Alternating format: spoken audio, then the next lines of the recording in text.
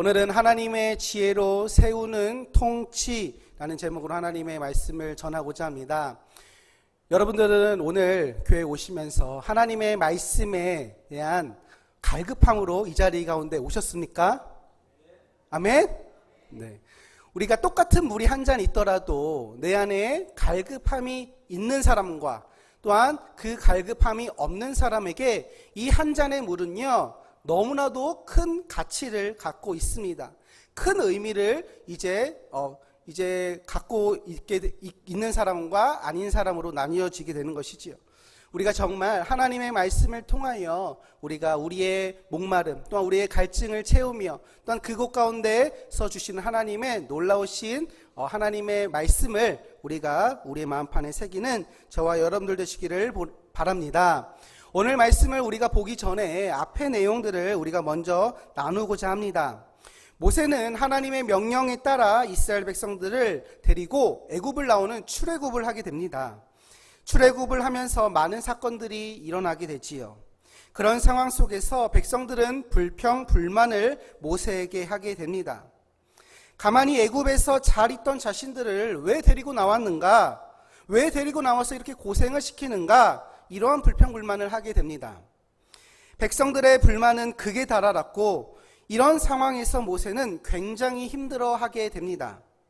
그런데 또 참 그 반가운 일은 그를 만나기 위해서 그의 아내와 두 자녀 그리고 장인이 모세를 찾아오게 됩니다. 미디안의 제사장이었던 장인 이드로는 이방인이었음에도 모세를 통해 여호와 하나님께서 이스라엘을 구원해 주신 그 사건들을 듣고는 여호와의 그 구원 역사를 기뻐하고 찬양하며 여호와를 아는 지식을 선보이게 되어집니다. 그러면서 이스라엘의 그 회중들과 함께 번제와 희생제를 드리고 함께 떡을 나누는 그러한 일들까지 행해졌다라는 사실을 우리가 또한 지난 예배 시간에 말씀을 통해서 듣게 되어졌지요. 이렇게 오랜만에 가족들과의 만남이 있게 된 후 다음 날이 바로 오늘 우리가 읽은 성경의 본문입니다. 그동안 떨어져 있던 가족들을 만났기에 그들과 좋은 시간을 보내면서 쉼을 얻어야 할 모세였지만 그는 당장 그의 할 일을 하게 됩니다. 그가 어떤 일을 했는지 한번 보니까 이스라엘 백성들의 재판을 앉아서 하고 있는 거예요. 그런데 보니까 혼자 백성들의 모든 일처리들, 즉 재판해야 하는 일들을 모세 혼자서 그 일들을 담당하고 있던 것입니다. 여러분들, 지금 이스라엘 백성들이 몇 명 정도였을까요? 몇 명이길래 이 모세는 혼자서 이 백성들을 이 가나안으로 이끄는 그러한 리더의 역할도 감당하면서 또 서로 생기는 사람들 간에 생기는 그러한 문제들을 해결하는 일들을 할 수 있었을까요? 도대체 이스라엘 백성들은 지금 몇 명이나 되어졌을까요? 이 당시에 이 이스라엘 백성들은 남자 장정만 60만이었다라고 이야기를 합니다. 여러분, 안산의 인구가 얼마나 되신지 아십니까? 몇 만이요? 그래요. 25년 2월 기준으로 61만 7천 명이에요. 61만 7천 명. 이스라엘 백성들의 그 숫자와 비슷하지요? 그런데 제가 앞에서 이야기했는데 이스라엘의 백성의 수는 지금 60만이긴 한데 60만이 누구만이에요? 특정 지어서 남자 어른들만 60만 명이었다라고 이야기를 해요. 그렇다면 적어도 여자들과 아이들까지 포함을 하게 되면 약 200만 명의 그러한 이스라엘 백성들의 숫자입니다. 이들과 함께하고 있던 자가 리더였던 모세였고 이들이 지금 자신들 안에서 이루어지고 있는 크고 작은 사건들을 모두 다 모세인 이 사람, 리더에게 가지고 오게 되는 것입니다. 왜 그렇습니까? 문제의 그 재판관 되는 그 모세 당신이 이 문제를 해결해 주십시오 라고 이야기를 하는 것입니다. 여러분들 말이 200만 명이지 얼마나 많은 숫자입니까? 대구의 인원을 보니까 인구를 보니까 약 230만 명이래요. 대구 인구가. 상상이 가십니까? 이렇게 많은 사람들이 살고 있는데 이 사람들 안에서 벌어지고 있는 일들이 얼마나 다양한 문제와 사건들이 일어나겠습니까? 서로 개인적으로 이렇게 때리는 그런 사건들이 있을 수도 있고 어쩌다가는 뭐 도둑질하는 그러한 사건들처럼 큰 사건들이 있을 것입니다. 하지만 그와 반면에 정말로 작은 문제들까지도 모세에게 찾아와 재판을 해달라라고 지금 말하고 있는 것이에요. 그렇다면 백성들은 왜 그랬을까요? 왜 문제들마다 족족 왜 모세에게 왔을까요? 왜냐하면 그들의 문제를 해결해 줄 사람이 모세밖에 없었기 때문입니다. 그의 재판은 어떤 재판으로 사람들이 인식을 했느냐? 15절을 보니까 하나님께 물으려고 내게 온다라는 거예요. 즉 하나님의 판단을 들으려고, 다시 말해 정확한 하나님의 뜻을 듣기 위하여 모세에게 온다라는 거예요. 이스라엘 백성들이 지금 모세를 찾아오기는 하지만 이 모세를 통한 하나님의 그 대답을 듣기 위하여 지금 이스라엘 백성들이 모세에게 찾아오게 되는 것입니다. 우리나라가 현재 너무나도 어렵지 않습니까? 대통령의 그 탄핵으로 나라가 뒤숭숭합니다. 그런 가운데 현재 우리는 헌재의 그 결정만을 기다리고 있습니다. 그 헌재의 결정을 기다리는 이유가 무엇입니까? 우리나라 안에 더 이상의 최고의 권위의 판결이 없기 때문에 그 헌재의 결과를 우리는 기다리고 있습니다. 지금 이 이스라엘 백성들도 보다 정확한 하나님의 결정을 듣기 위하여 모세를 찾아오고 있다라는 거예요. 그런데요, 지금 이 모세는 하나님께서 택하신 하나님의 종이기는 하였지만 또 그는 사람이었기 때문에 200만 명의 그런 사람들의 모든 송사들을 돌보고 결정하는 것이 쉽지 않았어요. 13절을 보니까 아침부터 저녁까지라고 이야기를 해요. 그런데 그 다음 절인 14절에서도 아침부터 저녁까지라고 뒷부분에 나오게 됩니다. 다시 말해 아침부터 일어나자마자부터 밤에 잠을 자기까지 모든 백성들의 송사들을 다 판단하고 다 관여했다라는 것입니다. 그런데 이 일들이 모세에게만 힘든 것이냐? 그것도 아니에요. 백성들도 재판을 한 번 받기 위해서 하염없이 기다려야 되는 것입니다. 너무나도 기다리고 기다리다 보니까 결국 고된 노동을 한 것처럼 모두 다가 지쳐가게 된 것이지요. 그런데 이 모습을 지켜보던 이 모세의 장인 이드로는 모세에게 말을 합니다. 이게 뭐하는 일들이냐 묻는 거예요. 뭐하고 있는 거냐 모세야 묻는 거예요. 아침부터 저녁까지 쉬지 못하고 200만 명이나 되는 그런 사람들의 모든 재판을 담당하는 것은 17절에 옳지 못하다. 아니 이방 사람인 이드로가 지금 하나님의 백성들의 리더였던 모세에게 말하길 옳지 못하다라고 말하는 거예요. 제3자의 입장인 내 입장으로 보았을 때 너희들의 그 모습은 18절에 마치 백성이 필경 기력이 쇠하리니 이 일이 내게 너무 중함이라 내가 혼자 할 수 없으리라 라고 이렇게 말하는 거예요. 여러분 겨울이 되면 이제 나무에 풍성하던 그런 잎들이 어떻게 되어집니까? 겨울이 되면 이제 가을에 막 마르고 이제 겨울이 되면 다 이제 떨어지게 되어집니다. 근데 개중에 보면 아직 떨어지지 않은 이제 막 태양에 바짝 마른 잎이긴 하지만 막 떨어질 것 같으면서도 안 떨어지고 바람에 조금만 부르면 이제 휙휙휙휙 이제 흔들흔들거리지만 아직 떨어지지 않는 대롱대롱 붙어져 있는 나무들 있지 않습니까?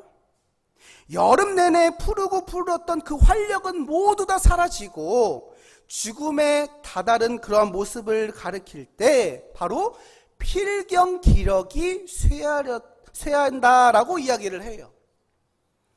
지금 이 백성들의 이 모습도 마치 겨울에 아직 막 나뭇가지에 아직 대롱대롱 매달려서 막 떨어질 것 같으면서 안 떨어질 것 같은 생명력과 활력을 잃고 있는 모습처럼 백성들의 모습이 지금 그렇다라는 거예요. 다시 말해 보기 안 좋다라는 거예요. 이런 상황 속에서 모세는 리더로서 자신의 한계를 인정하고 지혜로운 조언을 받을 필요가 있게 된 것이지요. 하나님의 도우심을 받아 더 나은 리더십을 결정할 수 있는 기회가 지금 장인 이드로를 통해서 이 모세에게 찾아오게 됩니다. 오랜 삶의 경험과 연륜을 이어오면서 그동안 삶의 지혜를 축적하였던 이 이드로의 눈에는 앞에서 지금 모세가 행하고 있는 이러한 일들의 구조적 문제가 너무나도 선명하게 보여지고 드러나게 되는 것이지요. 그래서 그는 진심 어린 그러한 충고의 마음으로 모세에게 말을 하는 것입니다. 지금 이스라엘의 법치 체계와 또한 그 법치 체계에 그런 문제점이 있다라는 것과 효과적으로 어떻게 해야 될지를 모세에게 말하고 있는 것입니다. 먼저 그는 리더십의 구조를 근본적으로 개선해야 된다라고 이야기를 해요. 그리고 법적 통치 체계의 방향을 어느 정도 수정을 해야 한다라고 이야기를 합니다. 그 내용들이 19절부터 나오는데, 자, 우리 함께 19절의 말씀을 함께 읽어보겠습니다. 19절입니다. 시작.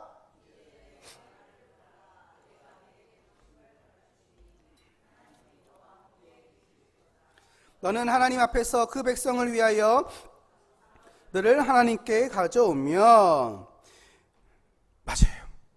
그는 먼저 새롭게 말하는 이 통치의 방향에 전제가 있다고 합니다. 전제. 이렇게 바뀌는데 전제, 밑에 깔고 있어야 되는 전제가 있다라고 이야기합니다. 그것이 무엇이냐? 19절에 하나님이 너와 함께 계실지로다. 다시 말해 하나님의 임재와 동행을 전제로 이 일들이 이루어질 수 있다라는 거예요. 앞으로 변해야 하는 이 일들이 하나님이 너와 함께 동행하셔야 된다라는 거예요. 다시 말해 하나님을 떠나서는 이렇게 하는 것이 의미가 없다라는 것이지요. 그런데 그 전제는요, 하나님께서 이미 모세를 하나님께서 이스라엘 백성들을 데려오시겠다라고 생각을 하시고 이제 모세라는 그 사람을 이제 택하시고 그 사람을 모세라는 사람을 부르실 때 이미 약속하신 말씀이에요. 출애굽기 3장 12절을 보면 이렇게 이야기를 합니다. 하나님이 이르시되 내가 반드시 너와 함께 있으리라. 내가 그 백성을 애굽에서 인도하여 낸 후에 너희가 이 산에서 하나님을 섬기리니 이것이 내가 너를 보낸 증거니라. 이게 바로 지금 모세를 처음에 부르시면서 하신 하나님의 말씀이에요. 그러면서 4장 12절에도 이렇게 말씀을 하십니다. 이제 가라. 내가 내 입과 함께 있어서 할 말을 가르치리라. 내가 또 너와 함께 하겠다. 너의 입과 함께 하겠다. 하나님은 지금 이미 오래전부터 모세에게 약속을 하신 거예요. 내가 너와 함께 하겠다. 이들을 통해서 전하게 될 이 방법 또한 하나님께서 함께 하신다라는 그런 전제 조건을 우선으로 말하고 있는 거예요. 그래서 지금 이 모든 이 조건, 이 전제 조건은 이미 가지고 있게 되어진 것입니다. 그리고 두 가지의 원칙을 세우게 됩니다. 19절 하반절을 보니까 그 사건들을 하나님께 가져오며, 그리고 20절을 보니까 하나님의 율례와 법도를 가르쳐서 마땅히 갈 길과 할 일을 그들에게 보이는 것, 이 두 가지의 원칙을 세워요. 다시 말해 지금 이드로는 하나님의 율례와 법도를 백성을 재판하는 근본 기준과 또한 근거로 삼아야 된다는 거예요. 재판의 기준이 곧 무엇이 되어져야 하느냐? 바로 하나님의 말씀, 즉 율례와 법도가 그 재판의 기준점이 되어진다라고 이드로는 설명하게 되어집니다. 여러분들 중에 이런 질문을 할 수도 있어요. 이런 생각을 하실 수도 있습니다. 아니, 이방인들의 제사장이었던 이드로가 어떻게 하나님의 민족인 이스라엘과 또는 그들의 리더에게 어떻게 리더인 이 모세에게 어떻게 의견을 낼 수 있고 어떻게 이방 사람이 이 이스라엘 백성들의 리더에게 조언을까지 할 수 있느냐? 또 모세는 어떻게 그거를 들었다 한다 할지라도 그거를 또 수용할 수 있는가? 옳지 않은 일이다. 이 일들은 옳지 않다라고 말하시는 분들이 있을 수도 있어요. 과거에도 우리가 모세를 보면 뭔가 백성들에게로부터 어려움을 이제 당하잖아요. 그러면 그 모세가 어떻게 했습니까? 그는 하나님께 직접 기도했어요. 하나님의 직접적인 음성을 듣고 그 말씀대로 움직였던 사람이에요. 그런데 지금 오늘 아무리 장인이라 한다 할지라도 그 장인은 이방 나라의 제사장이었습니다. 그래서 어떻게 그의 말을 들을 수 있겠냐라는 거예요. 그러면서 모세가 이것은 실수한 것이라 라고 말하는 사람들이 있습니다. 하지만 오늘 본문을 보면 이드로의 이 제안과 말을 보면 어찌 그가 이방 신들을 위한 사람이라 라고 생각을 할 수 있는지 의문이 들게 하는 말들을 하게 되어지지요. 이스라엘 백성들의 재판의 기준이 하나님의 율례와 법도, 즉 하나님의 말씀이 되어져야 한다라고 말하는 그의 말 속에 우리는 이방인의 힘없는 조언이라고 하기보다는 오히려 하나님께서 보내주신 이스라엘 사람들에게 또 모세에게 보내주신 하나님께서 보내주신 사람으로 보는 것이 더 옳다라는 거예요. 그러면서 그가 어떤 현명한 방법을 모세에게 알려주게 됩니까? 먼저 그는 사람을 뽑으라라고 이야기를 해요. 우리 21절과 22절의 말씀을 함께 읽어보겠습니다. 시작.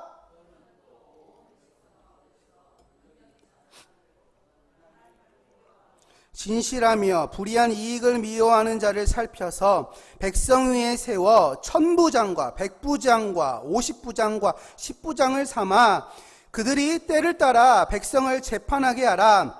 큰 일은 모두 내게 가져갈 것이요 작은 일은 모두 그들이 스스로 재판할 것이니 그리하면 그들이 너와 함께 것인즉 일이 내게 쉬우리라 라고 이야기를 해요. 이들은 백성들의 문제를 들어줄 수 있는 책임을 분담할 대리자를 세우라 라고 모세에게 말합니다. 그래서 모세에게 조력자들을 선택하라 라고 이야기를 해요. 그래서 21절에 그래서 뭐라라고 말을 하느냐? 그들은 능력 있는 사람들이라 라고 이야기를 해요. 능력 있는 사람들을 세워야 된다라는 거예요. 능력 있는 사람들. 그렇다면 그 능력은 어떠한 능력입니까? 21절에 하나님을 두려워하며, 두 번째 진실하며, 세 번째 불의한 이익을 미워하는 자라는 거예요. 만약 여러분들이 부장판사예요. 그래서 이제 자신의 밑에 있는 그런 판사들을 뽑아야 돼요. 그렇다면 어떤 사람들을 여러분들은 이제 재판, 나는 부장판사니까 이제 나보다 조금 이제 이런 일들, 좀 낮은 일들을 할 그런 판사를 어떤 사람을 여러분들은 뽑으시겠습니까? 기왕이면 좋은 대학교, 이왕이면 서울에 있는 대학교 나온 사람을 이제 뽑으려고 하겠지요? 맞아요. 그게 첫 번째일 거예요. 두 번째는 성품적으로 인격적인 그런 성품들, 사람의 마음들을 잘 이해해 줄 수 있는 그런 사람들인가? 라고 꼭 뽑을 것입니다. 세 번째는 그래도 재판하는 사람이니까 공정하게 할 수 있는 사람들을 이제 이왕이면 뽑으려고 하지 않겠습니까? 막 한쪽으로 치우쳐져서 막 이렇게 하는 사람들을 뽑지 않을 것입니다. 또 네 번째는 내 말을 잘 들어줄 것 같은, 그냥 독불장군처럼 그냥 자기 멋대로 하는 사람을 내 밑에 두면 골치 아프잖아요. 그러니까 내 말을 잘 들어줄 것 같은 사람을 뽑으려고 하지 않겠습니까? 그런데 오늘 이드로는 이런 기준을 말해요. 어떤 기준을 말합니까? 첫 번째, 하나님을 두려워하며, 하나님을 두려워하는 사람을 뽑으라는 것이에요. 즉 하나님을 예배하는 자를 뽑으라 라고 이드로가 이야기하는 것입니다. 두 번째는 어떤 사람을 뽑으라고 합니까? 진실한 자, 즉 거짓을 싫어하는 자를 뽑으라 라고 이야기를 합니다. 거짓말하고 숨기려 하는 이러한 자를 뽑지 마라 라고 이야기를 해요. 상황에 따라 말을 바꾸는 이러한 사람 뽑지 마라, 진실된 사람을 뽑으라 이야기합니다. 세 번째는 불의한 이익을 미워하는 자들이라는 거예요. 불의한 이익을 미워하는 자, 즉 돈이나 다른 어떤 무엇인가 때문에 판단이 흐려지지 않는 사람을 뽑으라 라고 이야기를 하는 거예요. 만약 부자와 가난한 사람이 이렇게 서로 이렇게 재판을, 이 두 사람을 재판하는데 이 부자의 편을 내가 일방적으로 막 들어주는 거예요. 그래서 이 가난한 사람은 정말 이제 막 궁지까지 몰고 가는 막 이런 불의한 이익을 또한 미워하는 자를 뽑으라라고 이야기를 합니다. 이러한 조건과 기준을 가지고 사람을 뽑아서 모세의 일을 나누라라는 것이지요. 그래서 이 세 가지의 조건을 충족하는 사람들을 데리고 장을 세웁니다. 장. 어떤 장입니까? 1000부장, 100부장, 50부장, 10부장을 세우라는 거예요. 이게 뭐예요? 1000부장이면 1000명을 거느리는, 10부장은 10명을 거느리는. 그래서 제가 계산을 해봤어요, 여러분들. 200만 명에 되는 사람들을 이제 1000부장 이렇게부터 해서 하니까 1000부장을 뽑으려면요 2000명이에요. 200만 명 하면 2000명. 그리고 100부장은 2만 명을 뽑아야 돼. 2만 명. 그리고 50부장은요, 50명을 거느리는 그 사람은요, 4만 명을 뽑아야 돼요. 그리고 10부장은요, 20만 명을 뽑아야 돼요. 그래야지 그 숫자가 맞아요. 1000부장부터 10부장까지 총 인원이 26만 2천 명이에요. 그렇죠. 200만 명이나 되는 사람들을 다스리고 또한 그 사람들에서 생기는 그러한 문제들을 해결하기 위해서는 26만 2천 명의 인원들을 지금 모세에게 뽑아야 한다라고 말하는 것입니다. 엄청난 숫자지요. 물론 이제 중복되고 이런 사람들의 그런 숫자를 빼더라도 몇십만 명이 되어질 것입니다. 이렇게 많은 사람들이 해야 할 일들을 그동안 모세가 혼자서 했다라고 하니 얼마나 그가 힘들었겠냐라는 거예요. 26만 2천 명의 사람들이 할 일을 모세 혼자서 했다고 하니 얼마나 힘들었겠습니까? 오늘 이드로는 모세에게 여러 사람을 선임하여 함께 통치할 것을 제안하게 됩니다. 이것처럼 우리는 서로 분담하며 함께 협력하여 더 효율적인 리더십을 발휘해야 되는 경우가 참 많이 있지요. 특히 교회 안에서도 이 일들을 이루어야 하는 것입니다. 제가 청년 때 이런 고민을 한 적이 있어요. 어떤 고민을 했냐? 제가 군대 가기 전에 이런 고민을 했어요. 그때 군대 갈 때니까 21살, 어릴 때지요. 제가 청년부 활동을 하고, 이제 성가대도 하고, 찬양팀도 하고, 이제 청년부 임원도 하고, 이런 자리에서 막 열심히 교회 일을 하지 않았겠습니까? 그런데, 이제 군대 가기 전에 든 생각이, 내가 만약 이제 군대 들어가게 되면, 교회가 제대로 돌아가지 않으면 어떻게 하지? 예배 중간에 정적이 흐르고, 예배 중간에 어떤 사건이 탁 일어났는데, 빨리 가서 고치고 빨리 가서 해결해야 되는데 내가 없으면 이 한마음교회가 이거 운행이 안 되는 거 아니야? 이런 고민을 했던 적이 있어요. 실제로 진짜로 있었어요. 그런데 그런 고민이 무색하게도 제가 군대를 가고도 교회 안에는 아무 아무런 잘못된 일이 발생하지 않았다라는 전설적인 이야기가 있습니다. 어찌 보면 참 교만한 그런 마음이었던 것 같기도 하고, 어찌 보면 그 어린 마음에, 교회를 사랑하는 마음에 그럴 수 있겠다라는 그러한 생각이 들면서 지금 또 생각해보면 참 부끄러웠다라는 그러한 생각을 하게 됩니다. 제가 혼자서 교회를 많이 하는 것이 힘들면서도 어쩌면 그 교만의 모습이지는 않았나 생각이 되어지는 거예요. 그런 생각을 했다라는 것 자체가. 여러분, 지금 이드로가 말한 200만 명을 위한 26만 2천 명을 뽑는 이 일이 사실 이전부터 이루어져야 하는 일이었음에도 불구하고 이 모세는 재판하는 그 일을 하나님의 일로 생각을 하고 열심히 하고 있었던 것입니다. 여러분들, 모세가요, 하나님의 부르심을 받기 전에 직업이 뭐였습니까? 뭐였어요? 양을 치는 목자였죠. 목자였어요. 자신의 울타리에 있는 양들의 양들을 지키는, 그래서 자신의 목숨까지도 기꺼이 내어줄 수 있는 그러한 목자였는데, 지금 이 지도자가 되어졌을 때에도 최선을 다해서 이 백성들을 돌보는 사람이었던 것이었어요. 백성들이 얼마나 삐뚤어졌고 또 얼마나 사악한 사람들이었습니까?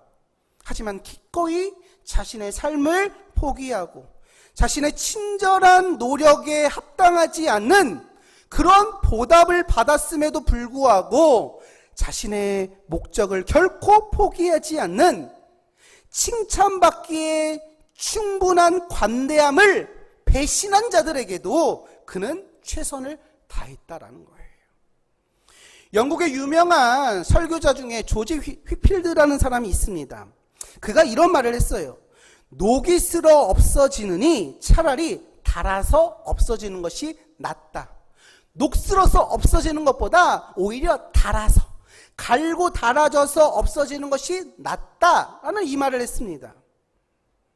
이 말에 딱 맞게 모세는 최선을 다해서 백성들을 섬겼던 거예요. 하지만 모세도 사람인지라 한계치에 달할 때 이 장인인 이드로를 통해 새로운 재판 방법을 제안받게 되지요.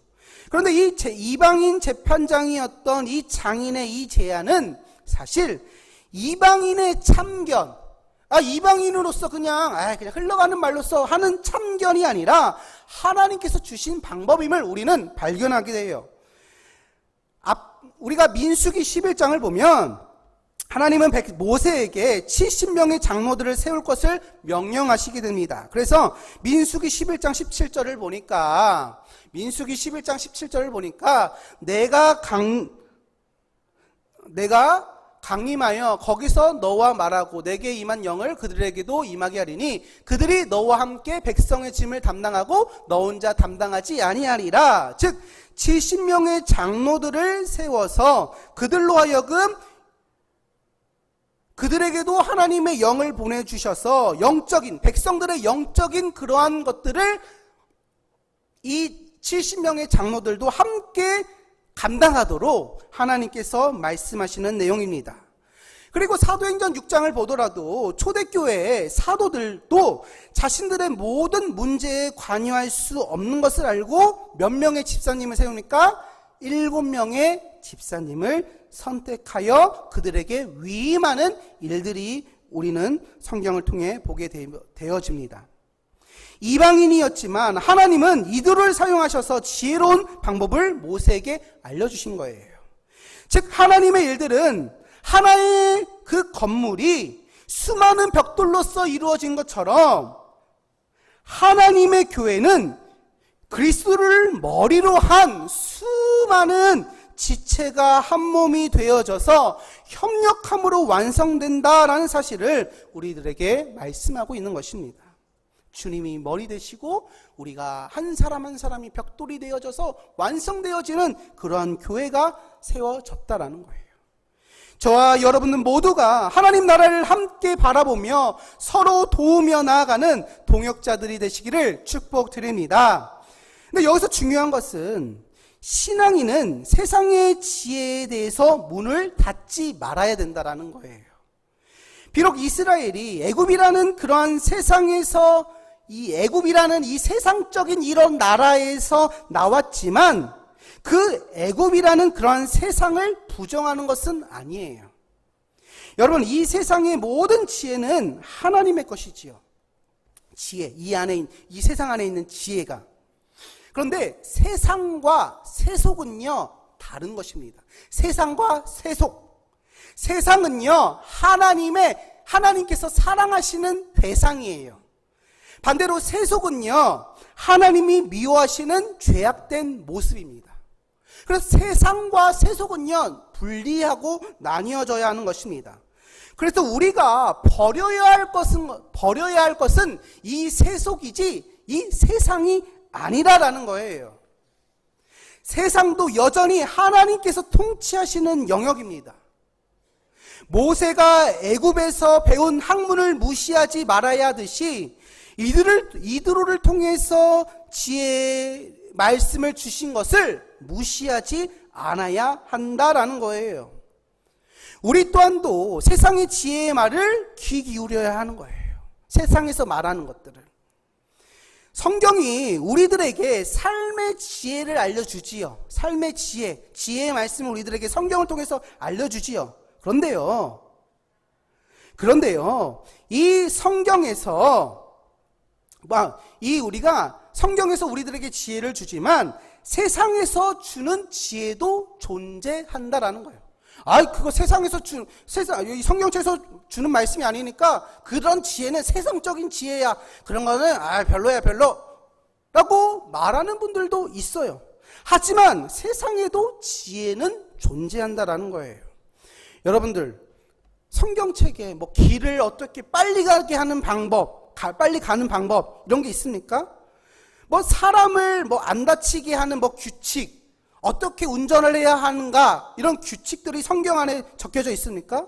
어떻게 하면 설거지를 할 때 기름때를 어떻게 하면 잘 해결되어질 수 있는가, 이런 내용들이 성경에 있습니까? 없어요. 이것처럼 하나님께서 주신 지혜도 있지만 세상에서 우리들에게 주는 지혜도 분명히 있다라는 거예요. 그런데 그 지혜 또한도 우리가 들을 필요가 있는 것이지요. 모세는 이드로의 이 조언을 듣고 실행에 옮겨서 결국 효과적인 리더십 체계를 구축합니다. 우리도 지혜로운 그 충고에 귀를 기울이고 순종하는 것이 중요하다라는 거예요. 이 일들은 우리의 삶과 공동체를 더 건강하며 더 활기차게 할 수 있는 지혜가 되어지는 것입니다. 예수님은 우리의 궁극적인 리더이심으로 그분의 지혜와 인도하심을 따르는 삶을 우리는 살아가야 합니다. 세상에 많은 사람들이 이런 병에 걸렸다라고 이야기를 해요. 어떤 병이냐면 너무 많은 일병이라는 이 병에 걸렸다는 거예요. 너무 많은 일 때문에 자신이 누구인지, 자신이 무엇을 하고 있는지, 자신이 왜 이렇게 하고 있는지를 모른 채 그냥 열심히만 살아가고 있는 사람들이 이 세상에 너무 많이 있습니다. 여러분들, 올림픽에서 개인전보다 단체전의 그런 메달의 그 기쁨, 더 그 보람이 있다라는 것을 우리들이 너무나도 잘 알고 있습니다. 왜 그렇습니까? 많은 사람들이 각자의 능력을 조화롭게 발휘하였기에 얻게 된 결과물이기 때문에 개인전보다는 단체전의 그런 메달의 의미, 똑같은 메달 한 개의 숫자이지만 이쪽에 더 의미를 두는 것이 바로 우리라는 것입니다. 이렇게 우리는 함께함의 기쁨을 누려야 할 것입니다. 또한 우리는 오늘 이드로와 모세를 통해 주신 말씀처럼 자신의 편견과 고집을 과감하게 버리고 다른 이들의 지혜를 수용하는 자세를 우리는 취할 수 있어야 하는 것입니다. 하나님이 주신 이 세상에서 취할 것은 취하고 버릴 것은 버리게 된다면 저와 여러분들의 일들뿐만이 아니라 하나님의 사역에도 큰 도움이 될 것입니다. 이 사실을 기억하시고 저와 여러분들 모두가 하나님의 나라를 바라보며 서로 도우며 또한 함께 품어줄 수 있는 동역자들이 되기를 축복드립니다.